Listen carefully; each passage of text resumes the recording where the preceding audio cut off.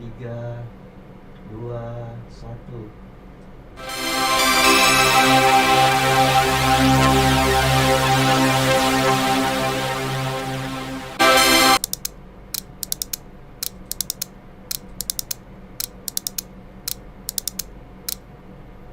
Ya, Assalamualaikum warahmatullahi wabarakatuh. Hai sahabat podcast semuanya. Selamat pagi, siang, selamat malam untuk kita semua. Bagaimana kabarnya? Mudah-mudahan dalam keadaan sehat walafiat dan tetap semangat tentunya ya. Dan masih di series pertama kita, tentunya di zona integritas ya. Senang sekali saya Karisma Wiyati Gusti memandu acara ini. Dan kita akan memasuki episode ketiga setelah kemarin kita masuk ke episode kedua. Dan topik kita hari ini adalah mengenai budaya inovasi ya, dengan zona integritas ya. Tentunya kemarin kita sudah bahas mengenai ZI dan juga RB juga ya, dan bagaimana inovasi yang telah dilakukan guna memberikan pelayanan prima nih ya bagi pengguna layanan. Nah, lalu pertanyaannya sekarang nih, bagaimana inovasi-inovasi ini ya yang telah dilakukan ini menjadi sebuah budaya kerja atau budaya inovasi yang diterapkan bagi semua sivitas akademika ya di UPNVJ, baik itu dosen, tenaga pendidikan, dan juga semua orang yang ada di naungan UPNVJ. Nah, senang sekali di kesempatan kali ini kita sudah kedatangan tamu istimewa, yaitu ada Bapak Saimin ya, Eskom, yang merupakan agen perubahan nih ya, dan juga Kasubag Akademik dan Kemahasiswaan Fakultas Ilmu Komputer. Terima kasih Bapak sudah meluangkan waktunya ya untuk berbincang hangat di podcast FIK. Dan juga di samping Pak Saimin kita kedatangan tamu istimewa yang lainnya, tentunya masih berupa seorang agen perubahan ya dari FIK, yaitu Bapak Novi Trisman Hadi SPD MKom, yang juga merupakan dosen dari informatika ya Fakultas Ilmu Komputer. Baiklah sahabat podcast ya, mari kita mulai diskusi di siang hari ini, dan semoga selalu memberikan inspirasi dan motivasi bagi kita semua ya. Baik, kita langsung saja berbincang-bincang dengan narasumber kita yang pertama ya, Bapak Saimin ya, terkait dengan zona integritas ya, yang bertujuan untuk meningkatkan pelayanan publik ya. Nah, ini Pak ya, sebelumnya bagaimana pelayanan di Fakultas Ilmu Komputer ini sebelum ada pembangunan zona integritas? Baik, terkait dengan pelayanan dalam rangka yaitu memberikan layanan ke publik, kami dari bagian akademik dan kemahasiswaan tentunya ada dua bagian ya yang harus kita berikan layanan di bidang akademik maupun di bidang kemahasiswaan. Dalam hal ini di dalam bidang akademik tentunya layanan-layanan yang kita berikan baik kepada dosen, kepada mahasiswa ini supaya cepat dan tidak sulit seperti itu. Kemudian layanan-layanan di bidang kemahasiswaan utamanya kepada para mahasiswa ya dalam pengurusan surat-surat, bisa surat keterangan, bisa surat riset atau rekomendasi.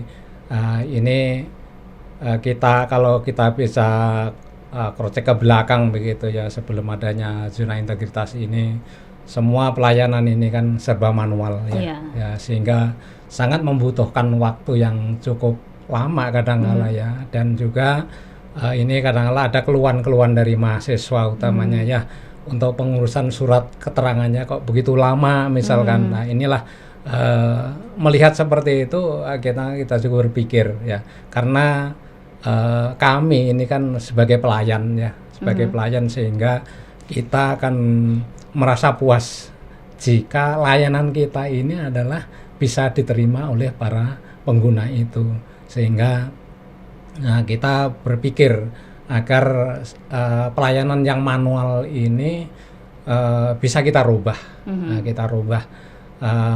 Tentunya kemarin kita juga pada saat itu ya kita berbicara dengan teman-teman tim di dalam staf akademik serta staf kemahasiswaan, utamanya yaitu bagaimana untuk form-form aplikasi yang sifatnya manual itu kita buatkan sifatnya yang bisa online gitu, supaya mahasiswa ini tidak harus datang ke kampus utamanya gitu ya.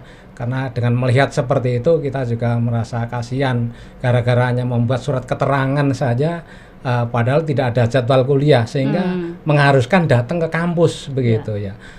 Kemudian barulah kita berpikir bagaimana kita rubah hal-hal yang demikian ini supaya layanan kita ini akan ke depan semakin baik. Dan juga hal yang lain, pelayanan ke dosen, utamanya penjadwalan kuliah dan sebagainya. Bagaimana pada persiapan perkuliahan setiap awal semester itu kita melakukan penjadwalan ini, jadwal ini nantinya bisa segera dilihat oleh para dosen dan juga kepada mahasiswa jadwal-jadwal kuliahnya ini, bagaimana supaya ini semuanya bisa cepat diakses oleh para pengguna, utamanya mahasiswa dan dosen. Ini adalah yang terjadi pada saat itu adalah memang semuanya serba manual sehingga mahasiswa kesulitan, dosen juga kesulitan dan sebagainya ya. Ini supaya semua proses pembelajaran dan layanan kita menjadi lebih baik, seperti itu kira-kira yang terjadi. Wah, itu sebuah keresahan ya dari Kesubag Akademik dan Kemahasiswaan Fakultas Ilmu Komputer.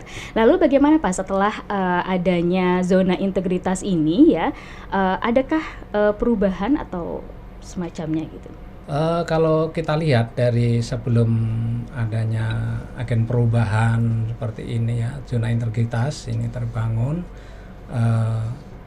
kita lihat form-form yang ada itu semuanya manual dan harus diperbanyak fotokopi seperti itu, dan ini kan juga tidak dengan adanya gerakan Go Green itu juga tentunya ini bertentangan istilahnya ya. Jadi ini harus kita kurangi untuk print yang terlalu banyak dan fotokopi yang sifatnya form manual seperti itu gitu ya. Kemudian setelah terbangun zona integritas ini semua sudah kita lakukan untuk perubahan, walaupun memang semuanya ini belum secara keseluruhan belum berubah total, tapi akan selalu kita lakukan perubahan-perubahan supaya kedepannya ini layanan kita semakin baik lah seperti itu. Tentunya kemarin kita sudah bagaimana kita bicara dengan teman-teman, ayo kita bangun pelayanan utamanya kepada mahasiswa untuk pemenuhan surat dan sebagainya itu kita buatkan seperti Google Form dan sebagainya. Kemudian surat-surat yang sudah jadi ini juga mahasiswa tidak harus datang ke kampus untuk ngambil, jadi kita kirim.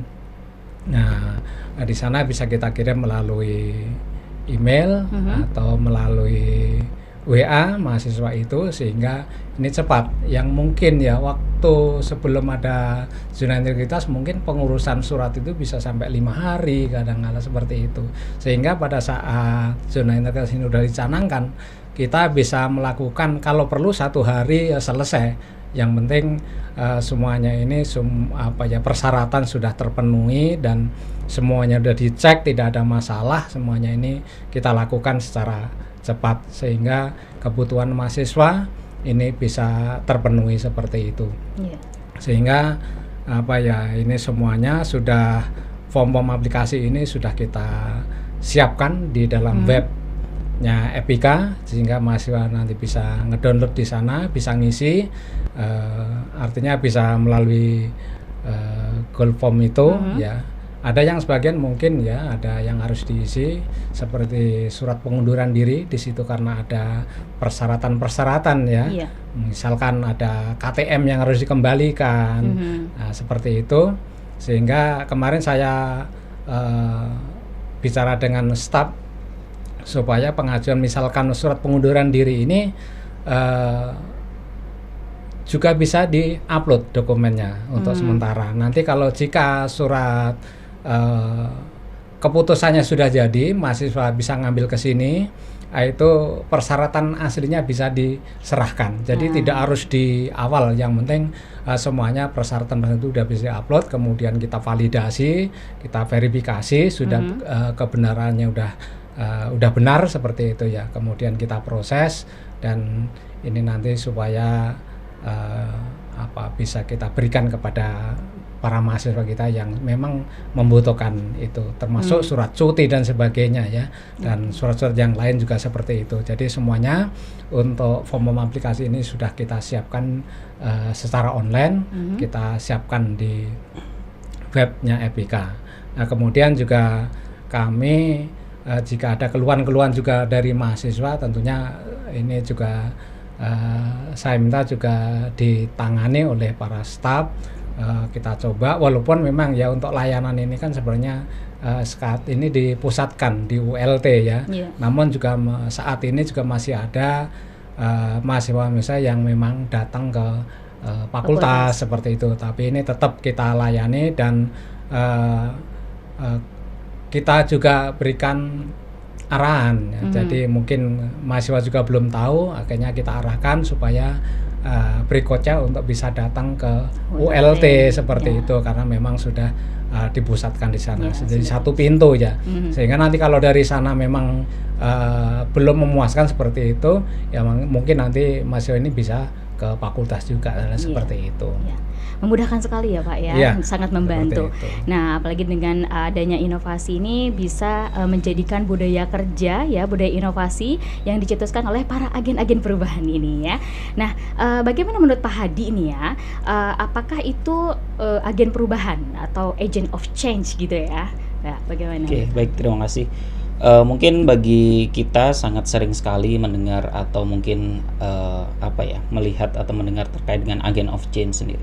Kalau dari sisi saya ya, agent of change sendiri itu adalah individu atau kelompok yang berperan dalam mempengaruhi budaya atau perubahan positif ya.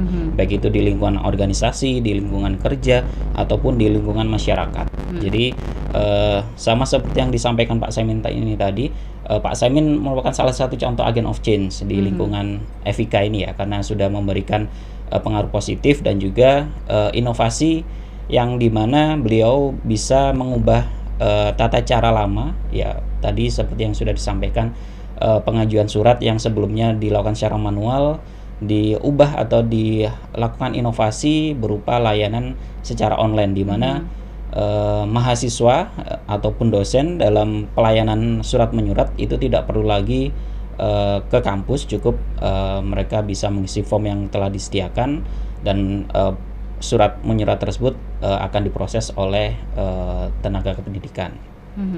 Lalu biasanya agent of change ini muncul ya dari keresahan yang pertama pasti, lalu juga bisa dari hambatan ataupun tantangan ya. Jadi mereka akan melakukan sebuah perubahan ya, bisa melalui peningkatan kinerja ataupun bisa melakukan sebuah inovasi atau juga perbaikan proses ya, yang tadi dilakukan Pak Sim, perbaikan dari proses bisnis, di mana mungkin dengan adanya persuratan yang lama itu prosesnya bisa sampai 1 sampai 2 minggu. Nah, dengan adanya inovasi baru ini mungkin bisa diperpendek. Jadi proses persuratannya bisa lebih cepat. Nah, itu mungkin menjadi sebuah atau salah satu langkah atau salah satu hal yang kita sebut sebagai agent of change. Dan juga di dalam agent of change sendiri kita juga akan mengenal atau ya minimal kita punya 2 dasar ya. Yang pertama ada mindset, pola pikir, dan juga culture set. Jadi budaya kerja. Nah, ini 2 hal yang minimal dimiliki oleh seorang agent of change. Ya, baik Pak Adi ya. Jadi menjadi agent perubahan itu menjadikan kita sebagai pemimpin perubahan ya, baik itu dalam mindset, pola pikir, atau juga kultur set ya, budaya kerja. Nah, makanya itu Pak, bagaimana ini saya ingin menanyakan gitu ya, bagaimana perubahan budaya kerja setelah adanya zona integritas ini? Oke, kalau terkait dengan perubahan setelah zona integritas, tadi saya menyambung dari penyampaian dari Pak Saimin, tentunya akan ada peningkatan kinerja, peningkatan integritas ya di dalamnya, di mana mungkin yang tadi proses pelayanan kepada mahasiswa ataupun dosen itu memakan waktu yang lama, itu akan lebih diperpendek lagi. Jadi pelayanan akan lebih cepat, akan lebih maksimal lagi, lebih efektif dan efisien, serta di dalam tadi peningkatan budaya kerja setelah ZI.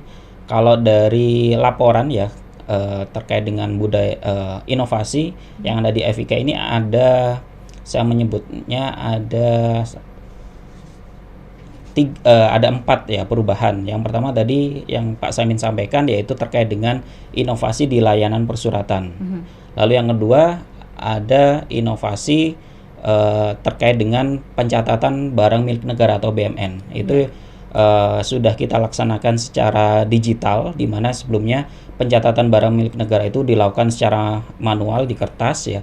Nah, saat ini sudah kita ubah, kita inovasikan sebuah sistem BMN di mana pencatatan barang milik negara dibuat secara digital. Jadi kita sudah punya data barang A ini posisinya di mana, tahun berapa pengadaannya, itu sudah lengkap tercatat di sistem.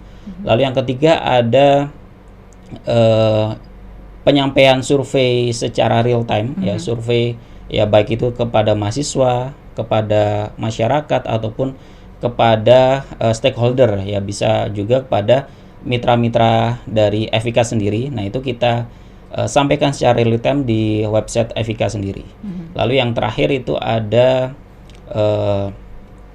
inovasi berupa layanan atau inovasi ULT, unit layanan terpadu, di mana segala layanan itu akan terpusat ya. Jadi segala layanan terkait dengan mahasiswa, masyarakat ataupun dosen itu terlebih dahulu akan dilayani secara terpusat di depan ya, di pintu ULT, lalu nanti akan terintegrasi ke fakultas. Nah, untuk saat ini yang masih berjalan di Fakultas Ilmu Komputer. Jadi integrasi dari universitas ke Fakultas Ilmu Komputer, di mana pada saat misal masyarakat atau mahasiswa ingin istilahnya menggunakan layanan tersebut, nah dari mereka terlebih dahulu ke ULT depan, lalu nanti dari ULT akan disambungkan ya secara langsung, baik berupa Zoom ataupun berupa chatbot. Nah, untuk mereka mau menuju ke layanan apa, sehingga dari pihak fakultas pun sendiri ya harapannya akan bisa menyelesaikan masalah tersebut dengan cepat. Jadi mahasiswa atau masyarakat tidak perlu langsung ke fakultas terkait dengan permintaan layanan-layanan yang mungkin mereka inginkan. Jadi mereka cukup ke ULT, dari ULT sana yang akan menyambungkan layanan-layanan tersebut ke satuan kerja yang dituju. Ya baik ya, ada perubahan-perubahan yang sudah dilakukan oleh para agen-agen perubahan ini nih. Ya, untuk Pak Saimin, nah bagaimana nih budaya inovasi ya berhubungan dengan integritas tentunya ya? Bagaimana Pak? Ya, terkait layanan yang terkait dengan integritas kita ya, tentunya kita juga mengajak kepada teman-teman ya, untuk para staf ini kita tingkatkan integritas kita, kemudian inovasi kita gitu ya, supaya sistem layanan kita ini semakin baik. Misalkan ya, yang saat ini layanan kita memang untuk form yang ada sudah kita siapkan di website kita, tapi saya masih bisa mengharapkan supaya ada aplikasi khusus ya untuk pelayanan surat-surat persuratan ini gitu. Jadi tidak hanya sekedar Google Form seperti itu, sehingga dokumentasi surat-surat yang sudah jadi seperti itu semuanya tersimpan dalam suatu database yang lebih tersusun dengan baik. Itu adalah, dan kita juga mengajak ke teman-teman, perubahan-perubahan selalu kita lakukan ya, kita lakukan. Jadi untuk berintegritas ya, ya ada inovasi dan sebagainya. Kemudian layanan, bahkan kadang-kala layanan kita ini tidak terbatas pada dari sisi waktu ya, karena memang kita sudah secara online gitu, sehingga mahasiswa ini kadang-kala ya ada yang hari libur juga kadang-kala ada permintaan surat seperti itu ya. Tentunya kalau surat kan perlu adanya tanda tangan pimpinan pejabat ya, sehingga tetap mahasiswa ini kita layani, tapi nanti kita lihat jika hari libur misalkan ya, nanti mungkin di hari kerja nanti kalau sudah ini kita siapkan dan nanti langsung kita kirim, sehingga kita harus tetap berintegritas ya. Jadi tidak ini kan hari libur atau ini hari kerja, tetap namanya layanan ini tetap kita berikan Ya. Artinya ya permintaan dari mahasiswa kita berikan penjelasan, kita berikan jawaban yang baik, tentunya seperti itu. Ya, jadi kita bisa bekerja secara lebih profesional ya, dan betul. target-target kinerja itu bisa kita capai. Kita capai. Ya, baik. Terima kasih Bapak. Ya, bagaimana Pak Hadi gitu ya, sebagai agen perubahan juga nih, bagaimana syarat dan juga peran agen perubahan dalam instansi itu seperti apa gitu Pak? Oke, baik, terima kasih. Mungkin terkait dengan syarat-syarat untuk menjadi agent of change ya. Yang pertama pastinya harus disiplin, itu pasti. Lalu taat aturan. Lalu bisa memberikan pengaruh positif tentunya. Karena agen tersebut ya, agen perubahan ini nanti kan yang menjadi istilahnya percontohan ya. Jadi suri tauladan bagi lingkungan sekitarnya. Jadi harus memberikan pengaruh yang positif serta peka terhadap lingkungan sekitar. Ya. Peka dalam artian agen tersebut itu harus tahu kira-kira mana yang perlu diperbaiki, layanan apa yang perlu diperbaiki. Lalu mungkin kira-kira layanan apa yang perlu di-upgrade atau perlu dilakukan inovasi-inovasi. Nah, itu kan syarat utamanya harus peka terlebih dahulu. Jadi karena terkait dengan zona integritas ini kuncinya adalah perbaikan secara terus-menerus untuk pelayanan masyarakat. Ya. Nah, sehingga kalau dari Agent of Change ini menjadi salah satu penggerak dari zona integritas ini, ya harapannya dari syarat-syarat ini diperlukan ya tidak hanya dari setiap individu ya. Jadi harapannya orang-orang yang ada di organisasi atau di unit kerja ya minimal punya rasa atau punya keinginan untuk menjadi agent of change. Karena nanti yang muaranya menjadi institusi yang berpredikat zona integritas ya, yang nanti muaranya adalah memberikan pelayanan terbaik untuk masyarakat. Karena kita sebagai pelayan masyarakat ya. Jadi harapannya ya kita bisa memberikan pelayanan terbaik untuk masyarakat. Ya, baik. Berarti bukan hanya para agen perubahan yang sudah ditunjuk harapannya ini, semuanya harapannya ikut, nanti tumbuh menjadi betul, para agen-agen perubahan ya. Baik. Baik, sungguh inspiratif sekali ya di sini perbincangan kita dengan para agen perubahan yang memang benar-benar merubah mindset kita gitu ya mengenai sudut pandang zona integritas ini gitu ya. Nah, tentunya mampu untuk mendorong bagaimana yang lain itu bisa menjadi pribadi yang lebih baik ya, dan juga melakukan perubahan bagi unit kerja. Nah, baik nih untuk ke bapak-bapak gitu ya, bagaimana, apakah ada closing statement gitu ya untuk sahabat podcast di sini ya, agar kita lebih termotivasi nih untuk merubah diri gitu ya, menjadi lebih baik tentunya dengan budaya inovasi ini.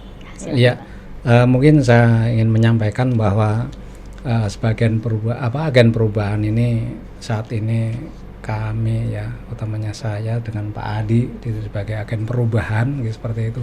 Tapi untuk agen perubahan ini untuk kedepannya kita juga mengajak ke teman-teman seperti itu ya. Jadi setiap individu ini adalah menjadi agen perubahan. Jadi tidak hanya 1-2 orang seperti ya Pak Adi ya. Jadi setiap anggota yang ada di Fakultas Komputer utamanya ini, mari kita semuanya menjadi agen perubahan, karena memang kita sebagai pelayan harus melakukan perubahan-perubahan terus-menerus seperti yang tadi dikatakan oleh Pak Adi. Jadi tidak hanya cukup sampai sekarang ini, saat ini, pada saat zona integritas terbangun, tapi ini harus sampai kapan gitu ya. Jadi terus kita lakukan perubahan-perubahan. Jadi setiap individu yang ada di dalam kampus ini harus ikut semuanya sebagai agen perubahan. Adalah seperti itu, harapan seperti itu. Ya, terima kasih. Sama-sama Pak. Nah, bagaimana dengan Pak Hadi ini? Apakah ada yang ingin disampaikan? Oke, baik. Melanjutkan dari closing statement dari Pak Saimin. Jadi saya sangat setuju sekali ya. Jadi harapannya rekan-rekan bisa jadilah agen perubahan ya. Jadi minimal agen perubahan untuk diri sendiri ya. Karena kita juga minimal kan setiap hari kita harus selalu berbenah diri ya. Minimal kita bisa menjadi agen perubahan untuk diri sendiri. Lalu itu tadi kita tanamkan diri bahwa kita harus bisa memberikan pengaruh positif untuk lingkungan.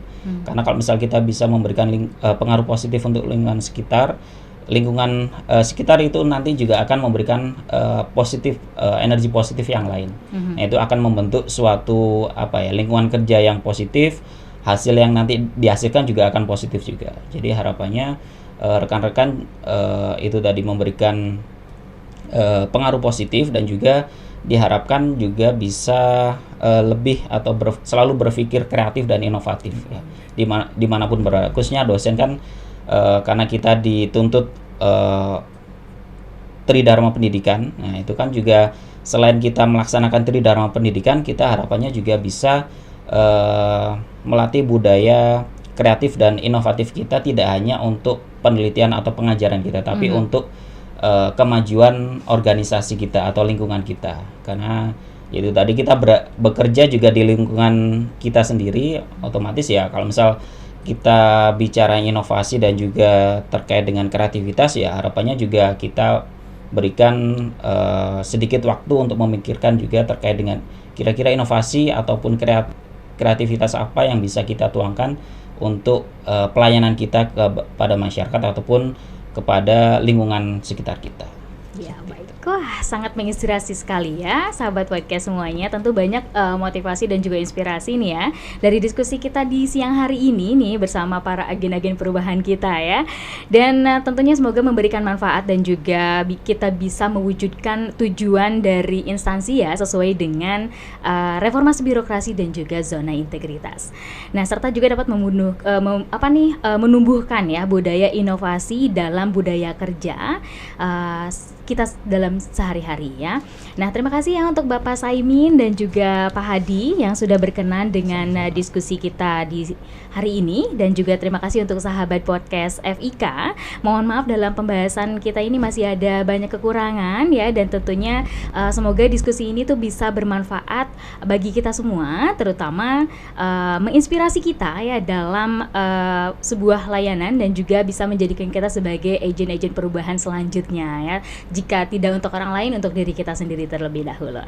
Oke, sampai jumpa ya di pertemuan selanjutnya di podcast series berikutnya. Terima kasih untuk perhatiannya. Salam sehat, salam bela negara.